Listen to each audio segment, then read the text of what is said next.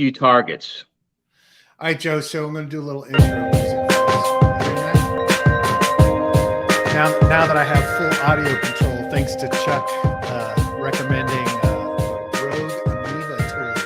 It's freaking fantastic. But the good part is it's louder than your voice, so we don't have to hear you. There you go.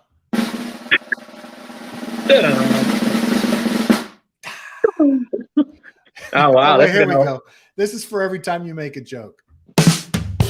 There we go. All right. Now it's going to be like the Johnny Carson show. Exactly. Or something where, I was thinking about, did you remember that show that was on, I want to say late 80s, early 90s, Gary Shandling's show? Oh, yeah. Yeah, I love Gary Shandling. Okay, so remember the Rip Torn character in that show? Yeah. Just how he would just say the most obnoxious stuff. I mean, I would love to start pulling quotes out of that show and playing them today, because oh shit! Oh my god! What?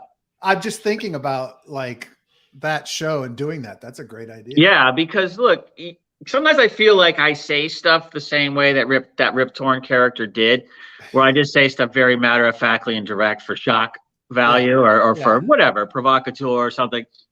I found the deadpan delivery that he did in that show is just amazing. Yeah. So, you should check him out. I'm going to have to go back. Is that on anywhere, I wonder? It must be. I mean, it was capture some audio of that. That'd be funny as shit. For the audience, it was still in color back then, so. Although the TVs awesome. Weighed, TVs are the size of your laptop screen and weighed like 40 pounds, but. Let's see what we got, Joe. I lost. Where the the big are all my. Look, go ahead. The jobs market number. Phew, big numbers. I mean, double the expectation. I mean, look. I mean, of course, Wall Street's selling off because now they're like, oh my God, the Fed's going to hike again. But, I look at it as an opportunity. If I was the Fed, this is where I'd be not raising rates, but I would be going after that balance sheet right now. Yeah. To simmer it down. But yeah, I mean, look, it's just, this is where I keep coming back to the thesis that, job growth is there, wage growth is there.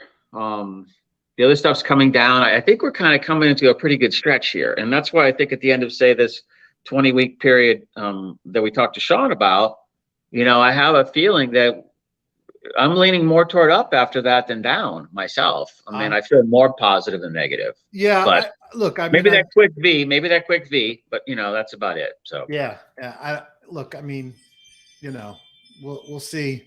We'll see. I can't ever make predictions on this shit. So it is. It's just gut. You have to just. We're all looking at 5,000 sources of information, both raw and analyzed and opinionated, and trying to come up with a logical probability forecast. I mean, that's what everybody's doing. So that's why nobody's right 100%. Exactly. In this space. I mean, unless you get lucky. Ever.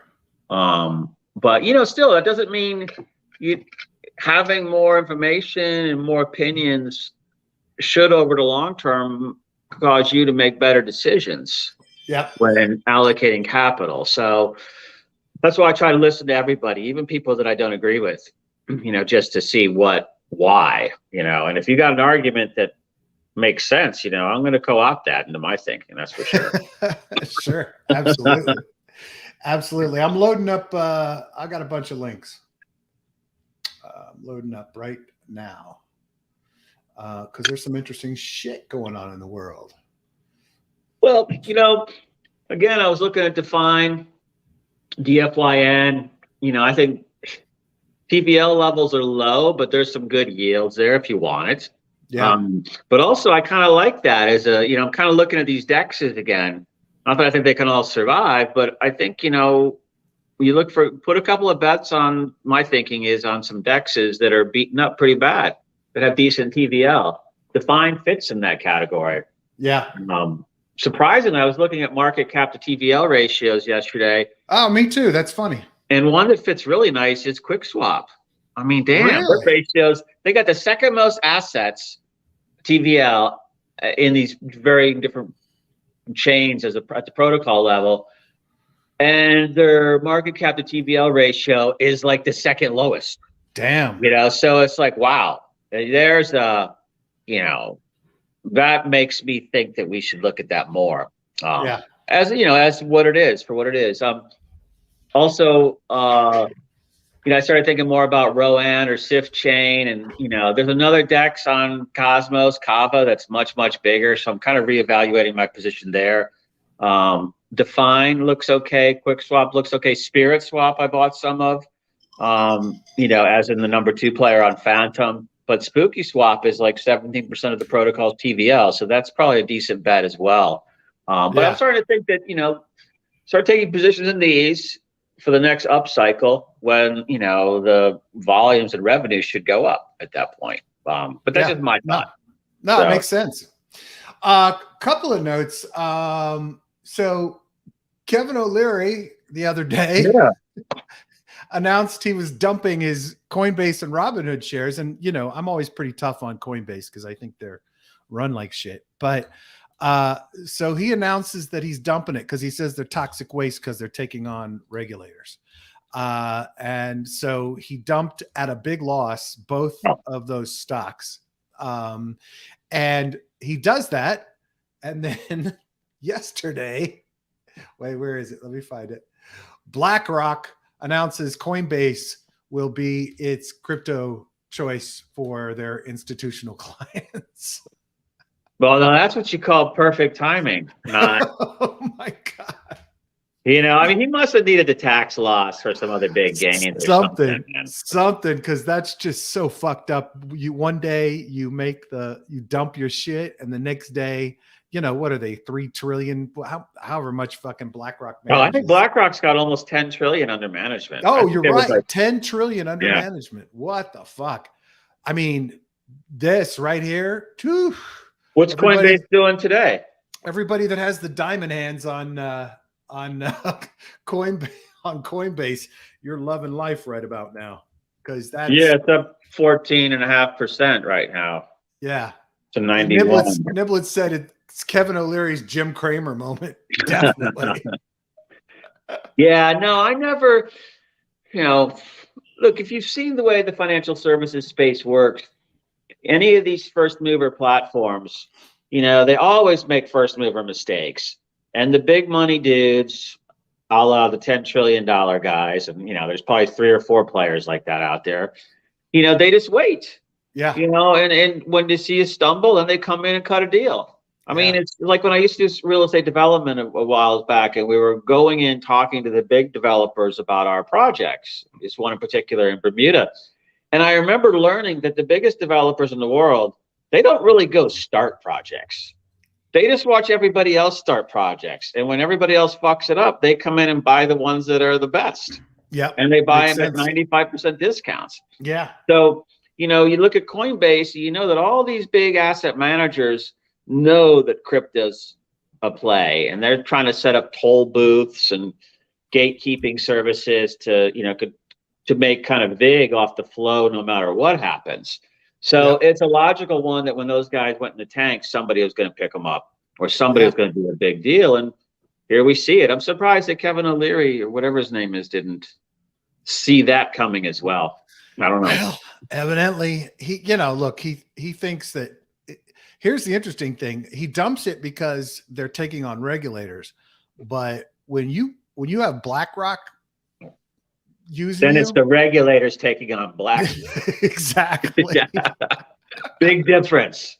You don't have, who's the guy at Coinbase? Armstrong? Is that his name? Yeah, Brian Armstrong. Yeah, you don't have him like spouting off on Twitter after 4 margaritas at happy hour. You got 31 lawyers at BlackRock going, oh yeah, we'll take your meeting. We can meet you in 3 weeks at 10 o'clock. Yeah, exactly. And then the govies are like, oh, okay, we'll be there. So, I mean, I'm exaggerating and being facetious, of course, but if you're a big contributor to the system, you have sway and power and influence. Yeah, absolutely. So, I got to tell you, I can reverse course on Coinbase. Hell, they can just become institutional. Fuck the retail, and probably make a lot more money eventually. Yeah, and I mean, look, everybody that's a Coinbase customer is now getting, approached by BlackRock, I'm sure, in some way, shape, or form. They're probably going through the account lists and they're divvying them Well, up to different product Coinbase groups. Coinbase already has an institutional provide a tool, and that's what BlackRock's using. So maybe BlackRock gets access to customers. Who knows? But at Oh, the end of that's the what they're day, going for, because that's the yeah, way capital model. I mean, yeah, it that just makes makes sense. sense to bank all those people. Yep. But yeah, brilliant deal. Great Yeah, deal all around. totally good deal. So yesterday, I had a demo. So I don't know if you remember Block Zero Labs, but Block Zero Labs is actually a really cool DAO that essentially is a group of people, a large group of people. I mean, it's public; you can join it. Investing in and launching products. And they have a couple of other, token-based products that they've launched. I really, Zachary Dash is the founder. Really love this guy. He's just brilliant. He's got the right attitude and everything else. So I got a demo of this soon-to-be launched project called Flashstake. They had launched it previously, but decided it wasn't ready for prime time and pulled it. But the cool thing about their model for Block Zero Labs is everybody that's invested in Block Zero Labs owns tokens, has a say in the products that get to come out, and then they earn from all the products that the organization creates. So this is a really cool product. At its simplest, the product allows you to earn yield on, they're starting with Aave, but earn your yield up front. So let's say you were going to deposit $10,000 of USDC on Aave. You do it through Flashstake, and they pay you however much time you want to lock it up, that yield in advance. So you get it immediately. And at the beginning stages, you're not only going to get the yield you would get over that time frame, you're also going to get some of their Flashstake tokens. So really cool concept. But the thing that takes this beyond that, and I've connected him up with some friends in the space since yesterday when I got the demo, is you can now, they've built this so that people intentionally will build on top of this, right? So if you think about it from the perspective of you want to invest in something, but you'd rather, it's almost an Alchemix model, right? So you put $10,000 in, you take the yield you're going to get for the year out up front, and you take that yield and put it in something else you want to invest in, right? So because at the end of the time, you're going to get your staked amount back from the protocol. But there's all kinds of other use cases on this. They're talking to some partners, that one that I introduced them to, about staking yield. So if you're going to stake it on Ethereum, or you're going to stake on Phantom or Polygon, liquidity staking, validator staking for securing the network, you can get your 4% or 8% or 14% that you were going to get at the end of the year. You can get that now, right? So cool option. Like if you think that right now in this bear market that you think Ethereum's got a lot of upside, which I personally do, or Polygon, Matic, or Phantom, you can do the staking, take the money now and buy more of it, right? And so, there's all kinds of really cool options for this. Coming out in a few weeks, he's gonna come on the show with us and demo, and he's also gonna do an interview with me on Mission DeFi again. I did do an interview with him previously. If you guys would like to kind of get to know him and what Block Zero Labs is all about, let me load up that page, because he's just one of those people that you love in the space because their philosophy, their attitude, their ethics is spot on. So I recommend people check him out and check out the project. Yeah, I mean, look, this is another awesome tool that will be part of a very diversified portfolio of risk. And, I mean, when you start talking about it, the first thing I start thinking about is, okay, so 4% on, say, 10 BTC, you get that up front, or put 10 BTC in Aave and just borrow that and go invest it. I mean, there's a lot of math that I have to sort out in my head, but it seems like that this almost I mean, it has another less risky option for a slice of a portfolio.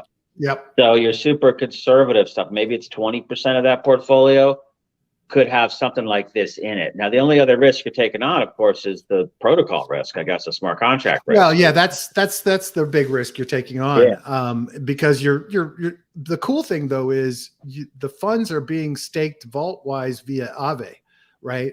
And so you've got a tested yield farm. Now, they are going to start offering other higher risk payouts, but from the get-go, if they can launch staking, validator network staking, that to me is a win. It's like, okay, I know that the tokens are going to be staked on the chain, so my biggest risk there then is the chain itself, right? Because the tokens will be locked in there.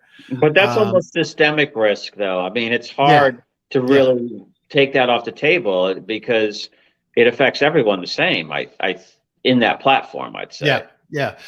Sean, so the yield is generated because it's actually being deposited into the other yields. They're just paying you up front. Now, the smart thing that they're doing is they pay you, the yield comes to you in so if let's say you were depositing DAI, you'll get a Flashstake derivative of DAI, and then you have an option. There are opportunities to take that upfront payment you get and stake it in their system for other opportunities to earn money, or you can swap it out and cash it out for USDC or regular DAI and use the money however you wanted to. So the yield is generated though from the actual place that you would have put it. So if you would have put it in Aave, it'll be yield generated on Aave. If you put it on staking Matic on Anchor, it'll be actually staked there. So the funds actually end up going where you wanted them to go in the first place. You just get your money up front. Yeah, I think that's going to be the question. Well, look, also, I mean, look, this is a great strategy by Aave. If these guys can prove Aave is giving them a $90,000 grant for it. So yeah, then they acquire it later if it makes sense into their platform. So I like that I'm seeing this kind of behavior by the big protocols. I think that it's with the actual value prop itself for this. It's like Alchemix. It's like all of them. You have to figure out what makes sense for you and how much you can handle. And the cool thing about this is you don't have a long payoff period, right? Your funds are in there, you get your yield, and you've got it immediately, and then it's for whatever time frame you set. So you can set it to be 1 year, you can be 3 months, whatever you want. Yeah. So to me, my decision point again is, okay, so why not? The other thing is just put it in Aave and borrow 70% of the value and go trade it. And of course, you have to pay that back, but you have more to allocate. But to your point, yeah, it's a valuable part of a portfolio. Absolutely. Yeah.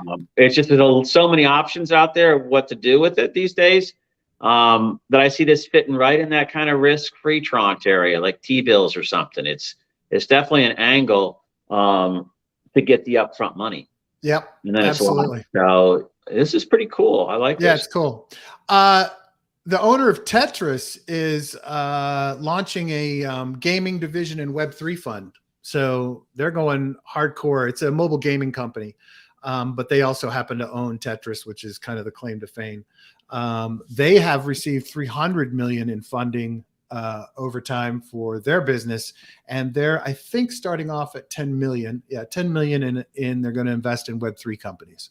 So smart move on their part. They're hedging, making sure they have a foot in the door with the Web3 world, and it allows them to gain credibility in the space, have access without having to build it all out themselves, right? You invest in partners, that portfolio companies that are developing games in the Web3 space. Now you've got to play in there. You've got the potential to acquire them. I'm sure they have first rights, whatever. So I thought that was interesting. Yeah, to the younger people, Tetris was kind of the game that you played on your office desktop in the late 80s and early 90s all the time at work. Yes. It was one of the first ones there. And it even had like a hotkey setup. I can't remember if it was like Alt F4 or something, but when you hit that, a screenshot would pop up of like a Lotus 1, 2, 3 spreadsheet or something to cover it up. Yeah, so you can easily do it, but everybody played that game. You know what's really interesting? I would bet that most of the younger folks are actually know about it because there is actually an entire esport league around Tetris. Really? And this insanely, it's a speed-based game for them. Do they have a seniors division? Do they have a seniors division? Probably. Like the senior tour? And it's insanely fast. Like these people play at unbelievable rates of speed. I read an article a couple of weeks ago, months ago, whatever, about this one guy who's like the champion of it all, who's this insanely fast. And it's like physically painful the way they play. Like they harm themselves to play this game. They go full manic mode and just. So Tetris is actually pretty popular in the esports world. So that's cool to know. I'm glad to know that. Yeah. Yeah. It was fun, man. I remember it was sort of like in that genre of like, didn't we have like Mine, that Mine game that came with the Windows? Because this was predominant a lot when it was Mine. It wasn't Minecraft, but it was something like Mine. I can't remember. But it was mines. It was mines blowing up. It wasn't like digging mines and building shit. Yeah. But this was like what the hell it was called. Post Apple Lisa, let's say. And this was the PC market. And this was right before Apple came out with the Macintosh, which would have been like early 90s, maybe, when Apple kind of came back strong into that desktop market. Now, I don't really think there were laptops then. I don't remember laptops. But it was just one niche when it was all DOS driven, basically, with like the first versions of, what were they called? Like, was it Windows 98? No, that was the later one. It couldn't have been then. What were those original Windows ones called? Do you remember? I don't remember. Well, whatever. It was forever ago, but yeah. Anyway, here. Yeah, Travala, which is a crypto-based travel group, hit 48% year-over-year growth with $4 million in revenue, which, you know, that's a hard mountain to climb to get people to do it. Was looking at their website earlier. They do guarantee to beat any other travel website's price. So if you book something with them and then it comes up cheaper somewhere else, they'll refund the difference. And, you know, our family, we use Expedia a lot, or we book direct with hotels where we get points when we're traveling. But I'm thinking about taking a look at this and giving it a shot, because I've never tried Travala out yet. Well, what is it? It's a travel booking site. So like a Expedia, Travelocity, those kinds? Yeah, right. Yeah, just like Expedia. So what do they have that's different? It's that they accept crypto. Oh, directly. Okay. I missed that part. Sorry about that, man. Yeah. They launched as crypto first. They also take credit cards, but they launched as crypto first. But it's a standard, you know, travel site. No. It's, you know, your standard Expedia-like thing. But I like the price guarantee, and I like the fact that they take crypto. So that's cool. You know, want to go to New York, Joe? All the time. Well, you're there now. You can just take a train. Yeah, no, I'm kind of, you know. The only place in the United States where the train travel is actually efficient. Yeah. You can get trains out of New York, like up to the Berkshires, up to, you know, upper Vermont, you know, out into, you know, up to Maine. I mean, there's all kinds of, all over that area where you can just go skirting off from the city. It's like a 2-hour train ride, 3 hours, and you're somewhere actually really cool. Yeah. Well, here, yeah. Well, I mean, in Florida, you've got the train to New York, right? Because you've got it's like the commuter. Is it a high-speed train? Well, the Estella is, but then there's also the Northeaster that goes up. I think that one actually goes from like the Carolinas all the way up, or maybe it goes from DC all the way up. But yeah, you can hit all those towns or cities. All right. You know, Philly, New York. That's a pretty busy corridor, and it's easier than driving. Yeah. Hedge fund Blockworks announced another $1 billion crypto hedge fund. So evidently, there are people that still want to put their money into crypto. Look, Mike, I mean, when you see all the buying on the U.S. East Coast, you know, that so much of the market is New York hours right now. I mean, that tells you that some pretty heavy duty players are going in on crypto at various levels. So it's natural that all the hedge funds would follow, and then people want to invest in that sort of absorption or transition. It makes total sense. Yeah, I mean, absolutely. don't you see it in 10 years being, I mean, I just don't see how you can't, if you go to the fastest, most efficient allocation of capital, which is what finance is all about, you just cannot, there's no other argument than crypto for creating the velocity it takes to grow the economy at rates it's going to have to grow, global Absolutely. economy. So I just don't see how you put the cork back in the bottle or whatever. It's out, man, and the big money's coming. So, you know, this is the time to accumulate. Yep, absolutely. This is a market I want to see disrupted, and not by the existing textbook makers, but you know, college kids pay a bloody friggin' fortune for textbooks. So they're actually looking at moving into NFTs of textbooks, which makes sense, right?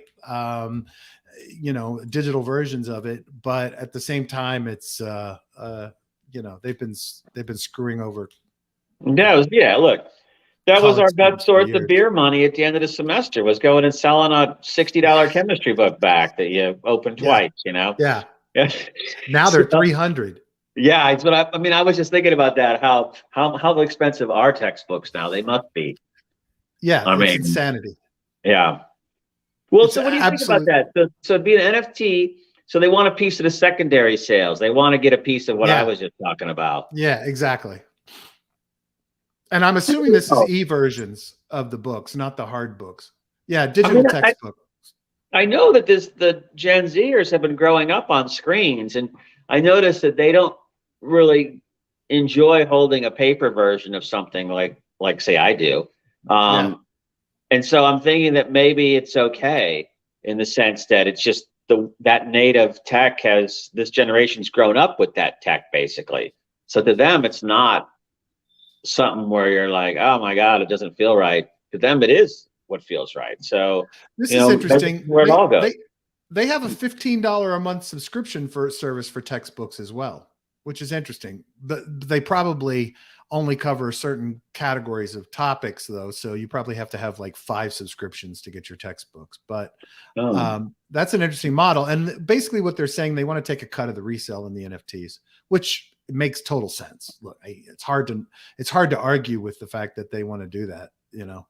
Well, isn't it the same thing that they're always, I mean, when you get it, there's an argument in that in the music industry too, about there's like a secondary sale market out there that they somehow can't capture royalties on. And they're talking about NFTs for something similar. I mean, look, I think this is a perfect example. You say NFT and people think of, you know, Beeple or something like that, you know, or they think of a baseball trading card if they're old enough. Yep. But this is what NFTs are good for. Yeah. You know, where, you know, protecting intellectual property rights. I mean, makes sense. You know, artist creation rights. Well, and governance. And the idea I think here is hey, I bought this digitally. So, and I will say that they probably lock the books so you can't take them otherwise. So the concept of having an NFT that I bought that's got an e-version of the book and then being able to sell it, and maybe, you know, 10-15% goes back to Pearson on the resale, but I can still make my money on it. It makes a ton of sense. It's a good model. Yeah. Yeah, it is interesting. I mean, obviously we'll see how people behave, because I could see how you could gamify that too. You know, where Pearson, the publisher, could just say, now there's no more secondary market. Yeah. Just like with Monsanto and say the grain seed, you know, that they sell to the farmers or make the farmers use when they sign a subscription agreement, because that seed doesn't reproduce. It only produces the crop. That's so right. They don't get that natural, you know, usually the farmers will get the seed from the current year's crop through the next one. With these genetically engineered foods, the shit terminates itself after one cycle. So they got to buy it the next year. Yep. So that's kind of stuff, you know, in the book space, a little bit different, but I'm wondering, you know, that how the consumers are going to react to those models across other spaces. Yep. Yeah. This is a cool model. More NFT news. Holiday raises $6 million for a buy now, pay later Ethereum NFTs. And this is targeted to gaming. So gamers that are trying to get into play to earn games where you've got to spend $2,000 or $5,000 or $1,000 or whatever to buy the NFT or to buy items within game that enhance your play, whatever, they'll be able to pay it off over time. Right. And so essentially they're using NFT technology that Holiday still holds the NFT, but the player is able to use it in game. And I think this is a really smart play, really smart play. I think it makes total sense because they'll make a little interest bump on it, and the player gets what they need to play, which in turn makes them earn money and play to earn games. And so at the end of the day, it's kind of a model of, I know that this player, if they have this NFT, is going to be able to make more money. And so I know that that means that they can then pay us off faster. And I'm assuming they have some methodology of, take a percentage out of the wallet, associated with it, whatever, every month or whatever, stream it, whatever. I mean, there's a ton of possibilities for this model. It makes me want to copy it.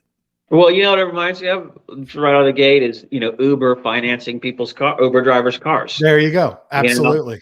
I mean, you're basically getting employees. Exactly. Exactly. Plus you make interest on it. Yeah, I was going to say, we don't know the interest rate either, I don't think, do we? Yeah. I do not. Let's see if it says in here. And probably a share of future earnings is my guess. Oh, maybe so. Maybe so. Like you said, and then pulling that out of the wallet automatically. And then this is a boost to game platforms, right? Yeah. It's like, okay, this will help keep players because they can get what they wanted. Well, look, if you could get in here and you can make a couple grand a month, playing the game, and the heavy players usually make in the 6, 7, 8 range. I mean, not saying the pros. I'm saying the ones that actually dedicate time to it. These types of games. If you're not spending money, or you're, living at your parents' house, or you're, out in the country or something, this is very attractive. So why not employ people to play games? Yeah. Well, and here's the interesting thing. I should hook these guys up with Superfluid because they're talking about like regular payments, right? So if somebody defaults, they just take the NFT back. And I'm sure they'll have a marketplace around the ones they repossess and let people buy it from them. But, and so they'll make more money on it. But they should be streaming this. Like, it should be like, hey, you're going to buy this NFT. You can make monthly payments with us, but if you prefer, we'll just take, 2% of everything that comes into your wallet and we'll stream it to us automatically. And that way you don't have to, fuck around with paying it. So anyway, cool concept. Yeah, no, very interesting. Anything that brings more people into marketplaces. Well, and that's the thing, right? It allows more people to now partake and participate and play and boosts the whole market. So asshole Justin Sun is at it again. I can't remember. Who is this guy? Oh, this is our Tron guy. The guy who, he's just a piece of shit. I was thinking about him too yesterday when I was looking at the DeFi Llama charts, and you see Tron there at number 3, and you're just like, oh yeah, that's right. But it's, all his money. Yeah. So exactly. So he's trying to stir it up with the ETH proof of work versus ETH version 2 shit. And so he's saying he's going to put $1 million of ETH into the Ethereum proof of work fork. Doesn't he look like seriously beat up from the way he looked 5 years ago? I mean, this guy looks like he's been running from the Chinese police for 5 years. Well, that's probably essentially what he's been doing, as well as the SEC. Yeah. I mean, he looks stressed. He's going to donate ETH to the ecosystem after it's launched. A whole million? Yeah. Wow. Yeah. Well, for that ecosystem, it's probably going to be a lot initially. By the way, Paulinex, I didn't know when I was reading this article, Paulinex has agreed to support a proof of work fork. So that's interesting. But yeah. I think everybody's just asking for fucking chaos getting into this world. It's going to initially list Paulinex. Wait. They're going to call ETH proof of work, proof of stake, they're going to call ETH S, and proof of work, they're going to call ETH W. I think it's a bad move. They should have just kept ETH as ETH and then had ETH W for the proof of work. Okay, scroll back up to that box. Because they're going to cause confusion. Yeah, right there. Paulinex will get full support to ETH's upgrade and its potential hard fork. If successful, the merge could create 2 parallel blockchains after the upgrade. All ETH holders on Paulinex will receive the forked assets at a 1-to-1 ratio when the upgrade is completed. Yeah. So if you're holding ETH in your exchange account at Paulinex, when the fork happens, you'll get, if you had 5 ETH, you'll get 5 of the proof of work ETH for the fork. Yeah. Huh. So well, then that brings in all those like double, those kind of scenarios we were discussing yesterday, the day before. I can't see that doesn't make sense why they would support that. I mean, yeah, it's Paulinex. I mean, I think they see transaction fees, dude. They know everybody's going to dump it. Yeah, but I don't know. Maybe. I mean, maybe it is transaction fees. I just don't. It seems like it gets you too much in the gun sights of everybody. Yeah, I agree. It's stupid. So stupid. Fairfax County Pension Fund putting $70 million into crypto, but not just crypto, yield farming. Interesting. Now they're putting it into funds. They're not putting it directly into the yield farming. So they're investing in crypto funds that invest in yield farming. Okay, where are they going in? Names: Parataxis Capital and VanEck Finance Income. Yeah, it's a good move. Yeah, totally. Totally. I mean, don't try to manage it yourself. Give it to the pros. It's insured, all that shit. So it's pension fund money. Exactly. But I'm glad to see pension fund money going into the space. Absolutely. Yeah, absolutely. Senator Warren's at it again. Oh, your girlfriend? Your cougar girl? Yeah. My girlfriend is. I heart Warren. Isn't that your t-shirt you wear all the time? Yeah, she's. She wants to prevent. She wants the OCC to collaborate with the Fed and the FDIC to prevent banks from being able to offer cryptocurrencies to their customers. Yeah, whatever. It's not going to happen. You know what? Sean made a good point on the ETH proof of work thing. That's a really good point. If they don't support the proof of work, they're going to get the coins anyway that actually belong to their customers. So at the very least, they should allow a withdrawal of the forked tokens. That's a really valid point. Yeah, that makes total sense. So probably all of them will support at least you can withdraw your tokens that you get from the fork. I have to assume that. As a way to kind of burn them or retire them? Well, you could take them out and then to trade them on a DEX on an ETH proof of work or whatever. So he's probably right. A lot of people are going to, a lot of the exchanges will have to support it because you can't just keep some might, but you really shouldn't just keep the users' tokens, right? If I like ETC, Right. Okay. Yeah, exactly. Like BCH and BSV, you got those tokens and everybody just dumped them. Yeah. So one thing I wasn't really thinking of completely was that, there will be price differential. It's not like ETH proof of work is going to be the same price as ETH2 or whatever it's called. Yeah. Yeah, because everybody's going to dump them right away. That's the thing. Everybody's going to be like, well, shit, I better dump out of this quick because otherwise I'm not going to ever see anything from it. Set the slippage at 50%. Yeah, it'll be like Snow Dog on a massive scale. Wow, it's just douchebag day. We got Warren, Wright, and son. Craig Wright got pissed off because an interview on an Australian TV show called The Sunday Project or The Project. Anyway, they were supposed to be interviewing about the impacts of digital tokens, blah, blah, blah, blah. But the interviewer started pushing him on, asking him how to prove he was really Satoshi. And so fucking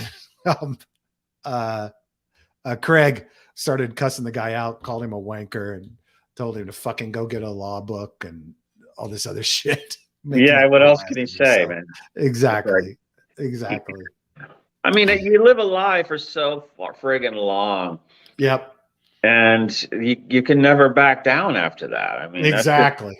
That's what I see so wrong in so much behavior right now is that, there's this attitude that you can just go out there and lie and make shit up. Yep. And just keep going and keep going. And it's just, it doesn't work that way. You eventually get called out for it and your reputation is in tatters. And people don't really want to be around those types of people. That's and right. You could say, oh, well, tough. Well, you were the same kid in 4th grade that everybody was bullying. I get it. You got the swirlies. Nobody liked you, but you don't have to be a total fucking dick the rest of your life. Get over it.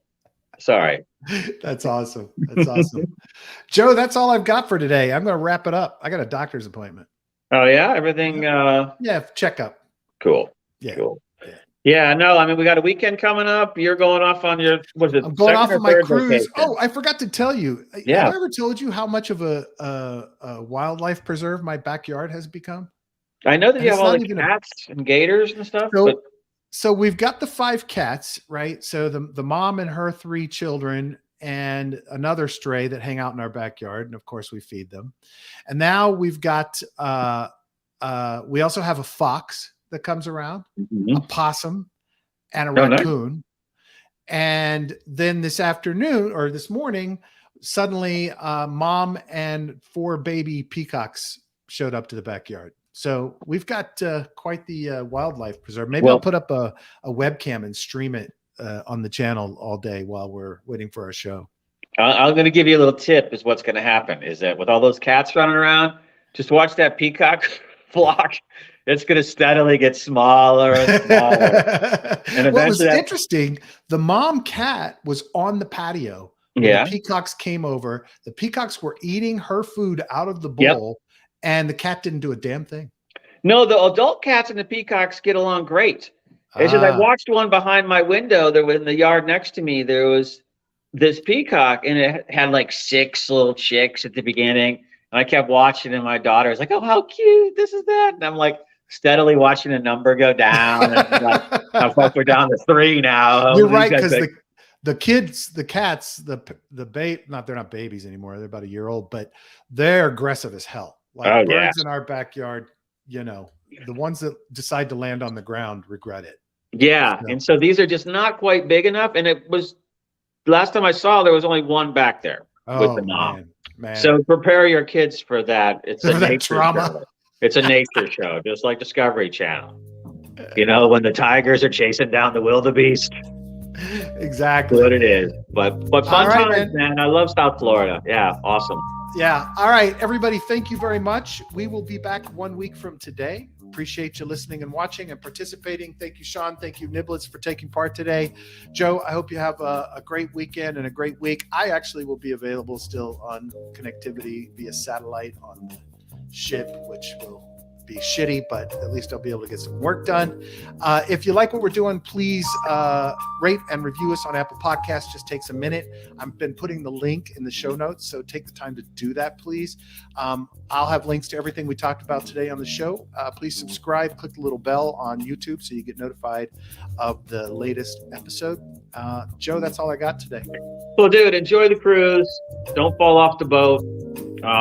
Wait, is it a full family cruise or just you and your wife? No, it's me and the kids, us and the kids. Awesome. Okay. So yeah, enjoy it.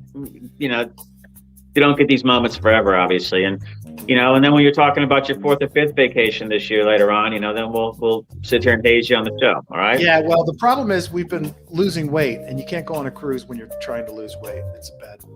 Yeah. Well, but it's also good to go with some weight lost. Yeah, exactly. Service for your fellow. My wife has already lost 35 pounds. Right. All right, man. On that stepping, walking, whatever that program is you guys are doing? Yeah, walking and then treadmill, and she's just doing low carb, counting her calories. That's it. Good for her. Yeah, that's awesome. Good for her. I'm only about 12 pounds. Happy wife, happy life. That's it, buddy. Have a